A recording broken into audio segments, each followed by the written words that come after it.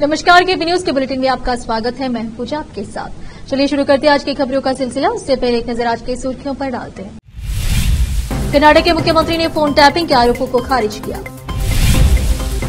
CID ने अंजलि हत्या मामले में आरोपियों को हिरासत में लिया।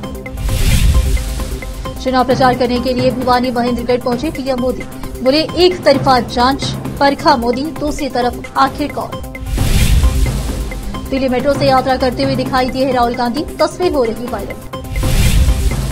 लालू यादव की बेटी रोहिणी आचार्य के खिलाफ संगीन धाराओं में एफआईआर, सारण पोलिंग बूथ पर बवाल से जुड़ा है मामला।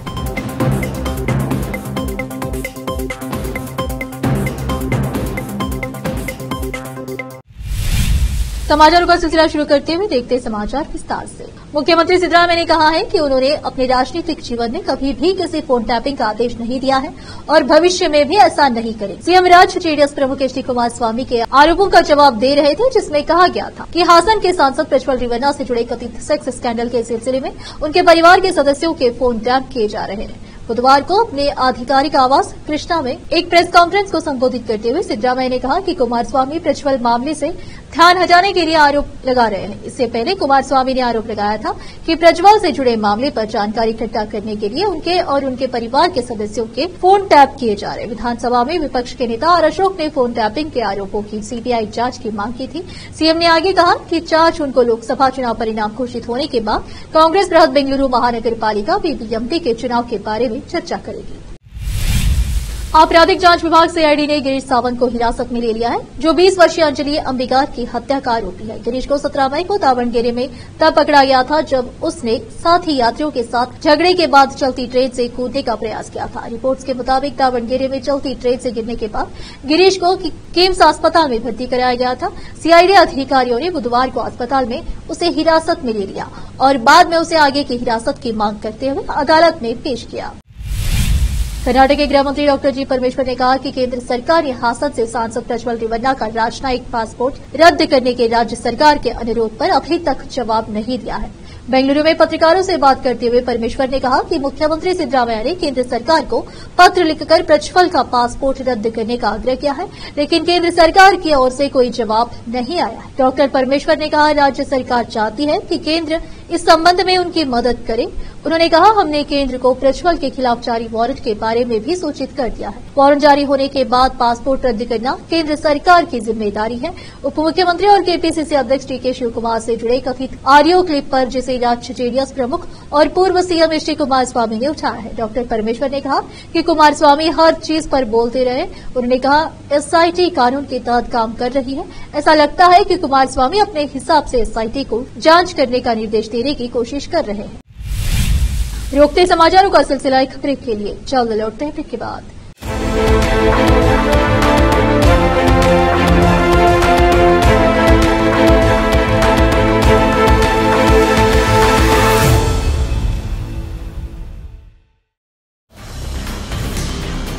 हिंदुस्तान के हर कोने में हम हैं मौजूद। 24 घंटे हालात पर गहरी नजर, खबरों से जुड़े चुपते सवालात और आपको दिखाता है धार्मिक, सामाजिक, राजनीतिक, लोकल और इंटरनेशनल न्यूज की सबसे बेहतर कवरेज, जो आपको रखती है हर पल बाखबर। देश और दुनिया भर की खबर के लिए देखते रहें केपी न्यूज 24/7। ब्रेक के बाद आपका स्वागत है। आइए देखते हैं देश के अन्य समाचार। लोकसभा चुनाव 2024 के मद्देनजर 25 मई को छठे चरण के लिए मतदान किया जाएगा। इस दौरान 8 राज्यों और केंद्र शासित प्रदेशों की 58 सीटों के लिए मतदान किया जाएगा। चुनावी मैदान में 900 उम्मीदवार अपनी किस्मत आजमा रहे। इस बीच पीएम नरेंद्र मोदी आज हरियाणा दौरे पर पहुंचे हैं। हरियाणा दौरे के बाद पीएम नरेंद्र मोदी पंजाब के दौरे पर जाएंगे। बता दें कि पीएम मोदी गुरुवार को ही पटियाला में एक रैली को संबोधित करेंगे। इसके बाद शुक्रवार को गुरदासपुर और जालंधर में उनकी रैलियां होनी है। बता दें कि पीएम मोदी चुनाव प्रचार करने के लिए गुरुवार को भिवानी महेंद्रगढ़ पहुंचे। इस दौरान उन्होंने यहां विशाल जनसभा को संबोधित किया। इस दौरान मंच से पीएम मोदी ने विपक्ष पर खूब निशाना साधा। पीएम मोदी ने अपने संबोधन में कहा कि मेरा सौभाग्य रहा है कि हरियाणा की मिट्टी ने मुझे गढ़ा है। मैं यहीं पर रहता था उस समय। मनोहर लाल खट्टर संगठन का काम देखते हैं। मैं रमेश जी मनोहर लाल जी ने हरियाणा में खूब खाक छानी है। माताओं बहनों के हाथ का खाना भी भूख आया है। गर्मी के मौसम में एक गिलास राबड़ी, मोटी मोटी रोटी और एक प्याज सारी भूख मिटा देता था। पीएम मोदी ने कहा कि हरियाणा के घी मक्खन का जोर आज पूरी देख रही है। सारी भारत विरोध ताकतें लगा रहती है, लेकिन मोदी इनके झुकाए नहीं झुकता है। अभी मोदी को आपका कर्ज चुकाने के लिए बहुत काम करना है। हमारे हरियाणा को नई ऊंचाई पर लेकर जाना है। इसके लिए जरूरी है फिर एक बार मोदी सरकार। भारत में सबसे बड़े चुनाव का सीजन अब समाप्त होने जा रहा है। 5 फेज के चुनाव समाप्त हो चुके हैं, तो वहीं आगामी 2 चरणों के चुनाव के लिए सभी दल अपना अपना जोर लगा रहे हैं। इसी क्रम में दिल्ली में 25 मई को छठे चरण में चुनाव होने हैं। ऐसे इस समय में कांग्रेस नेता राहुल गांधी ने आम लोगों से कनेक्ट करने के लिए दिल्ली मेट्रो से यात्रा की। मेट्रो में यात्रा करते हुए राहुल गांधी की तस्वीर सोशल मीडिया पर वायरल हो रही है। राहुल गांधी ने दिल्ली मेट्रो में यात्रा करते हुए आम लोगों से बातचीत की और लोगों के साथ तस्वीरें भी क्लिक करवाई। आपको बता दें कि राहुल गांधी दिल्ली मेट्रो से मंगोलपुरी में होने वाली रैली के लिए जा रहे हैं। उनके साथ में उत्तर पूर्वी दिल्ली लोकसभा सीट से कांग्रेस उम्मीदवार कन्हैया कुमार भी यात्रा कर रहे थे। आपको बता दें कि दिल्ली में 25 मई को वोटिंग है। इसके लिए चुनाव प्रचार का आखिरी दिन आज 23 तारीख को है। राहुल गांधी ने अपने भाषण में कहा, संविधान से आरक्षण निकलता है। चुनाव होते हैं, जो कभी आपको मिला हो वो इस संविधान ने आपको दिया है। इसको हम कभी भी मिटने नहीं देंगे। भाजपा कह रहे हैं कि हम आरक्षण को हटा देंगे, लेकिन हम इसको और बढ़ा देंगे। वह रोजगार मांगने पर कहते हैं कि एक पाइप लो और नाले में डालो, उसमें से जो गैस निकले उस पर पकौड़े बनाओ। अडानी और अंबानी के लिए जो भी चाहिए केंद्र सरकार 2 मिनट में कर देते हैं। सारण लोकसभा सीट से आरजेडी उम्मीदवार और लालू प्रसाद यादव की बेटी रोहिणी आचार्य के खिलाफ मुकदमा दर्ज हुआ है। बीजेपी कार्यकर्ता मनोज सिंह ने नगर पुलिस थाना में रोहिणी के खिलाफ केस दर्ज करा है। सारण लोकसभा क्षेत्र के बड़ा तेलपा बूथ संख्या 318, 319 पर हुए बवाल को लेकर ये प्राथमिकी दर्ज कराई गई है। मिली जानकारी के अनुसार छपरा नगर थाना में केस नंबर 349/2024 दर्ज हुआ है। रोहिणी के खिलाफ धारा 307, 171C, 188 आरोपी एक्ट के तहत मामला दर्ज किया गया। ये सभी गैर जमानती धाराएं। इस मामले में रोहिणी की मुश्किलें बढ़ सकती है। केस दर्ज करने के बाद पुलिस मामले की जांच कर रही है। सारण लोकसभा क्षेत्र के बड़ा तेलपा बूथ संख्या 318, 319 पर सोमवार को मतदान के दौरान रोहिणी आचार्य पहुंची थी। इस दौरान बीजेपी पोलिंग एजेंट ने उनका विरोध किया। इस दौरान भाजपा और आरजेडी कार्यकर्ताओं के बीच कहासुनी, गाली गलौज और पथराव हुआ था। इसी मामले में अगले दिन मंगलवार सुबह बीजेपी और आरजेडी के कथित समर्थकों के 2 समूह के बीच फिर से विवाद हो गया और इस दौरान गोलियां भी चली। इसमें एक आरजेडी समर्थक की मौत हो गई, जबकि 2 अन्य घायल हो गए। आरोप है कि रोहिणी आचार्य को बीजेपी कार्यकर्ताओं ने गालियां दी। इसी बात को लेकर आरजेडी और बीजेपी कार्यकर्ता आमने सामने हो गए। लोकसभा चुनाव 2024 के मद्देनजर 5 चरणों की वोटिंग खत्म हो चुकी है। वहीं अब लोकसभा चुनाव अपने अंतिम दौर में पहुंचने वाला है। छठे चरण के लिए मतदान 25 मई को किया जाएगा। वहीं 7वें चरण का मतदान 1 जून को किया जाएगा और 4 जून को चुनाव के परिणाम घोषित किए जाएंगे। इस बीच दिल्ली में चुनाव प्रचार कर रहे राहुल गांधी ने केंद्र सरकार पर खूब निशाना साधा। दरअसल 25 मई को दिल्ली की 7 लोकसभा सीटों पर मतदान किया जाएगा। ऐसे में चुनाव प्रचार करने पहुंचे राहुल गांधी ने कहा कि लड़ाई इस चुनाव में संविधान की है।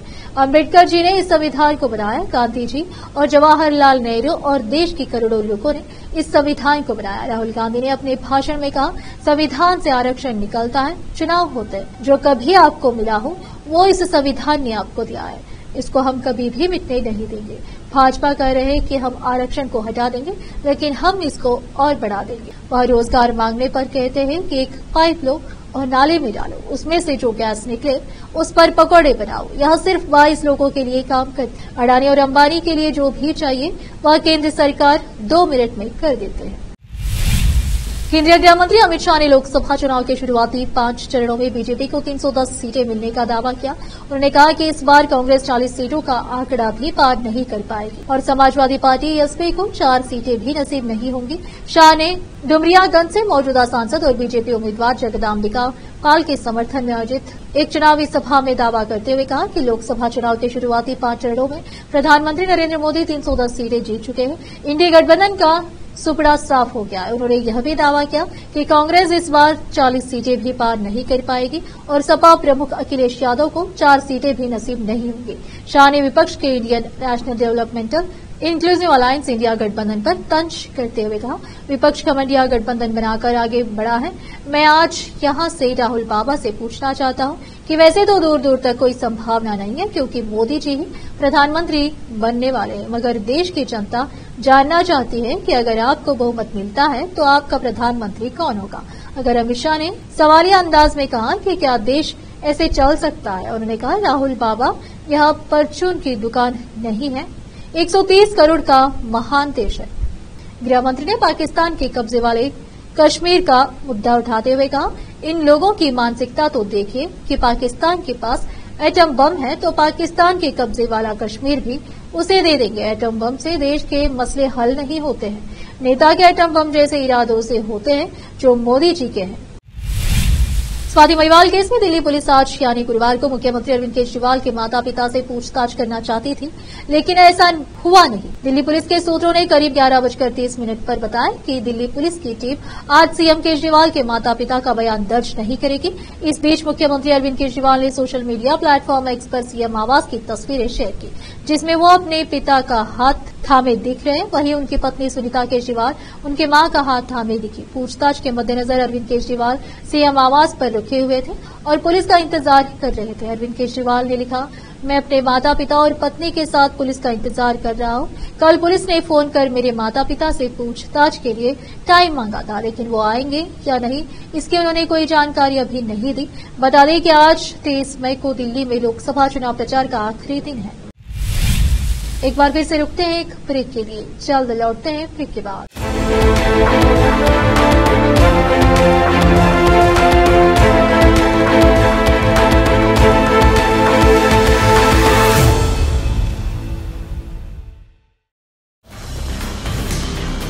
हिंदुस्तान के हर कोने में हम हैं मौजूद। 24 घंटे हालात पर गहरी नजर, खबरों से जुड़े चुपते सवालात और आपको दिखाता है धार्मिक, सामाजिक, राजनीतिक, लोकल और इंटरनेशनल न्यूज की सबसे बेहतर कवरेज, जो आपको रखती है हर पल बाखबर। देश और दुनिया भर की खबर के लिए देखते रहें केपी न्यूज 24/7। ब्रेक के बाद आपका स्वागत है। आइए अब देखते हैं अंतर्राष्ट्रीय समाचार।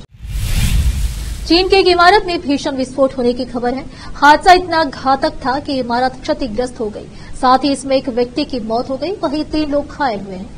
यह घटना चीन के उत्तर पूर्वी हार्बिन शहर में हुई। बताया जा रहा है कि बृहस्पतिवार सुबह एक इमारत में विस्फोट हो गया, इसमें एक महिला की मौत हो गई और 3 लोग घायल हो गए। सरकारी मीडिया ने यह जानकारी दी। उल्लेखनीय है कि हार्बिन चीन के उत्तर पूर्वी प्रांत हाइलोंग जियांग की राजधानी है। विस्फोट के बाद घटनास्थल पर चीख पुकार मच गई। स्थानीय पुलिस और बचाव दल मौके पर पहुंचे, फिर उन्होंने घायलों को अस्पताल पहुंचाया। सोशल मीडिया में जारी वीडियो में हार्बिन में 5 मंजिला इमारत का कुछ हिस्सा क्षतिग्रस्त नजर आ रहा है और एक मकान की बालकनी विस्फोट से पूरी तरह उड़ गई। अधिकारियों ने स्थानीय मीडिया को बताया कि विस्फोट एक नेचुरल गैस टैंक से होने का संदेह है। हालांकि इस बारे में अभी पूरी तरह कोई स्पष्टता नहीं है। ईरान ने दिवंगत राष्ट्रपति इब्राहिम रईसी को देश में शिया मुसलमानों के सबसे प्रसिद्ध स्थल पर सुपुर्द खाक करने की तैयारियां पूरी कर ली गई है। रविवार को एक हेलीकॉप्टर दुर्घटना में रईसी की मौत हो गई थी।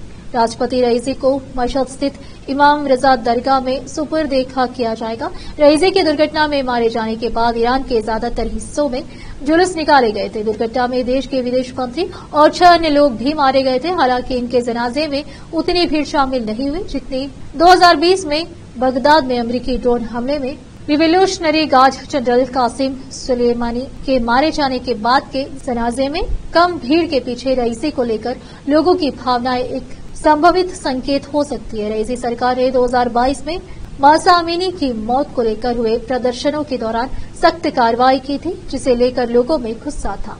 अमीनी को ईरान की महिलाओं के लिए अनिवार्य हिजाब कथित तौर पर नहीं पहनने के लिए हिरासत में लिया गया था।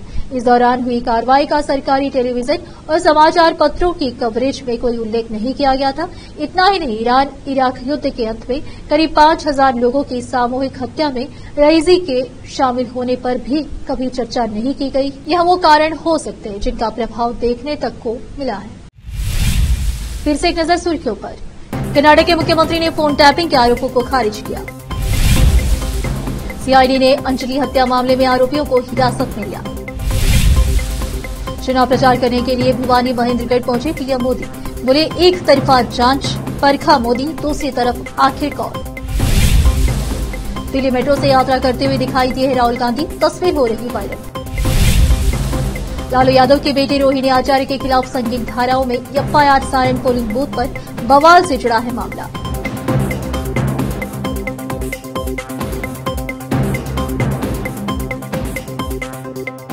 केपी न्यूज के बुलेटिन में आज इतना ही। देखते रहिए हमारा चैनल केपी न्यूज 24/7। धन्यवाद।